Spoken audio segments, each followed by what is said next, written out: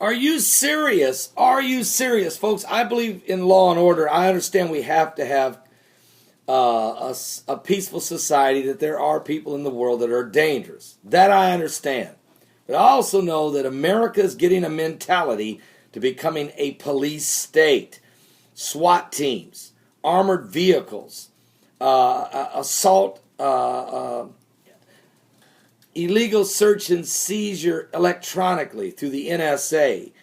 And people are being blackmailed from information they're now getting because of the NSA's ability to listen to every phone call, read every email, text message, instant message, Facebook post, YouTube post, whatever.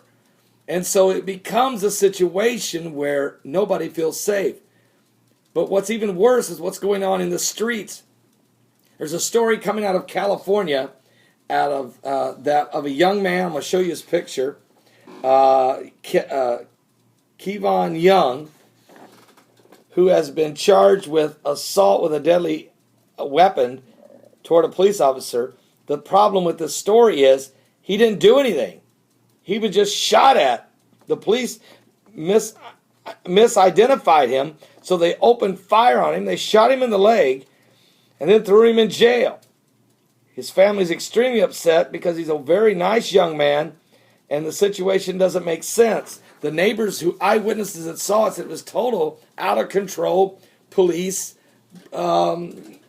aggression. Matter of fact, NBC News out of Channel 4 Los Angeles is on the story as well. And I was asked by one of my faithful viewers and subscribers to please, would I consider covering the story after reading the information and listening to the broadcast and prayer. I feel that this is an unjust deal. This young man, let me give you the report, NBC News. And was it a case of mistaken identity? Deputies looking for a murder suspect shot an 18-year-old man. And now for the first time, we talk to the victim, who's now behind bars. NBC4's Gotti Schwartz is live for the jailhouse phone call that's raising a lot of questions. Gotti.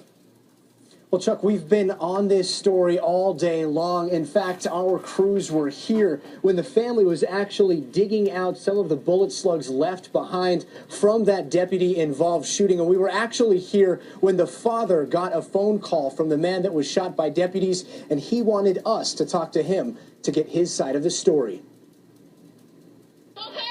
That cell phone video of family trying to reassure 18-year-old Kevon Young he is going to be all right after undercover deputies opened fire on him while he was outside a friend's home. Tonight, we spoke with him from jail over the phone. I was trying to put my hands over my head, but they shot me in my leg. I couldn't even tell them. Deputies say they were in the area undercover looking for this murder suspect. They say they saw a man, later identified as Young, sneaking through front yards, so they identified themselves. They say Young then pulled 2 knives out, so they fired. I laid down because they were shooting. I couldn't do anything. I tried to put my hands over my head. I even put the bullet stuck in my head. I almost died. Young says he had knives for protection, but they were in his waistband, and he never pointed them at deputies. See, what's happening is they're out here looking for a murder suspect. That's good. But they misidentify this young man, and they start firing at him. And now they're going to charge him with assault with a deadly weapon on police officers. This young man says, look, I had knives on me, yeah, but I never pulled them out on you. I never threatened the police. They just come firing. They come out guns blazing and shoot me in the leg and hold a gun to my head. Later, he says in the report. And he's crying. He's an 18-year-old kid. Guys, you don't pull a gun on somebody. You don't even know who he is. You don't know who he is. And so, again, we need to be... Look, this is a violent society. We have great police officers that we have to have law and order. Don't misunderstand me.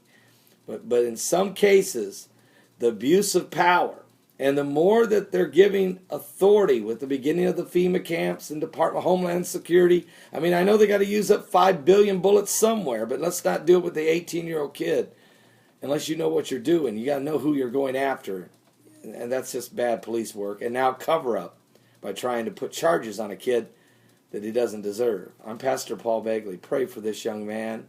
Pray for the families involved. Pray that the suspect that they're actually looking for is apprehended, and pray that the police officers come clean with this situation. And pray for the police officers, though, in these violent neighborhoods where they do have a lot to deal with.